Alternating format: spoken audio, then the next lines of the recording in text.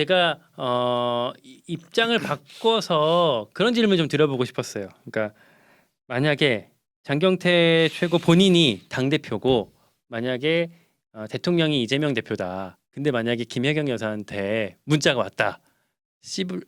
무시할 수 있습니까? 근데 저라면 우호적 관계라면 단문을 당연히 드리겠죠. 근데 이제 특히 이런 선거와 관련된 공적 업무와 관련된 사안이라면 답변 드리긴 좀 어려운 것 같아요. 그리고 사실 김건희 여사와 한동훈 당시 비대위 대표가 네. 이미 긴장 관계, 갈등 관계 국면으로 들어갔기 때문에 저는 이 문자를 보고 딱 두 가지 생각이 들었거든요. 네.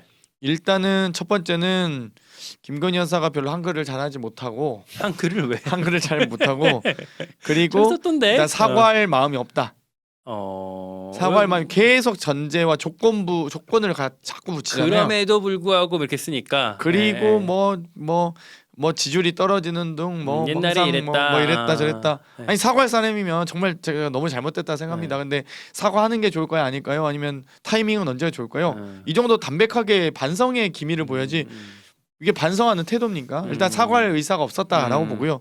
두 번째는 함정 문자입니다. 함정. 예, 제가 봐도 이걸 한동훈 당시 대표가 사과하라고 하면은 하라는 대로, 네. 하지 말라고 하면 말라는 대로, 이건 분명히 한동훈 당시 대표에게 발목 잡힐 만한 문자였다. 문자 내용 자체가. 아니, 정말 사과하고 싶은 마음이 있었으면 오히려 윤석열 대통령과 상의해서 결정하시면 되죠. 본인 사과를 왜 이 당의 비대위 대표와 상의합니까? 그리고 정말 전략적으로 이 고민하고 싶었으면 본인의 사과를, 본인 또 대통령실에 코바나 컨텐츠 직원들 많이 계시잖아요. 그 직원 통해서 이 뭐 당대표 비서실장 뭐 혹은 사무총장이었던 뭐 장동혁 의원이든 네. 비서실장이든 좀 접촉을 해서 당에서는 혹시 어떤 전략 기획이 있는지, 혹은 뭐 여의도 연구소 싱크탱크에서는 어떤 고민이 있는지 좀 알려달라.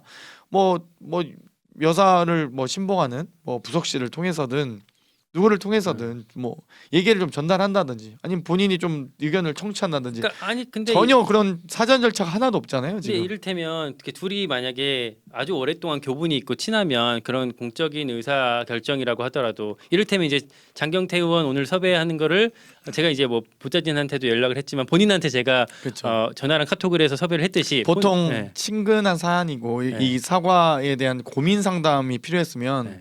보통 문자로 그러니까 문자로만 하시나요? 보통 전화하죠. 제가 사실 이만저만해서 이런 상황인데 너무 고초를 겪고 계셔서 너무 송구하다. 그런데 저도 고민이 있다. 네. 이런 상의는 보통 최소 만나서는 아니더라도 전화를 전화로 하니까. 지금 그 뭐예요 이게 띄엄띄엄. 뭐 예를 들면 비대위에서 조금 비판 들어오면은 문자 띡 보내고, 무슨 비대위에서 이게 시차를 보면요. 네. 비대위에서 어떤 메시지가 나올 때마다 뭐 건의 앙토네트 나올 때 되게 속상한 마음이었습니다. 이건 항의 표시죠. 이게 무슨 사과 문자입니까? 항의 문자지.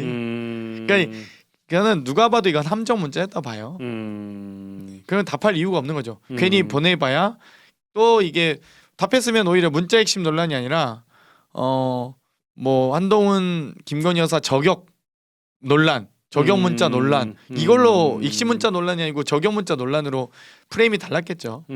이런 함정을 왜 빠지겠습니까? 사실 그 당시 국민의힘 분위기가, 그러니까 1월 초 국민의힘 분위기가 사과라는 것까지 언급하면은 사실은 거의 배신자가 되는 그런 분위기였던 그런 건 분위기 맞으니까. 아니었죠. 그 오히려 지금 한동훈 후보의 좀 입장을 이해하시는.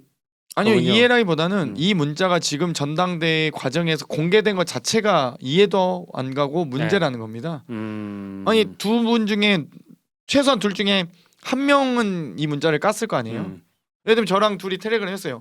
그 문자가 나왔어. 저는 아니라고 생각해. 그럼 상대밖에 없는 거죠. 상대밖에 없는 누가 거죠. 해킹하지 않았으면. 둘 다 지금 대통령 영부인의 핸드폰이 해킹당했다면 그거는 국가안보에 그렇죠. 엄청난 사안 아니에요, 사실? 그렇죠. 있을 수 없는 일이죠.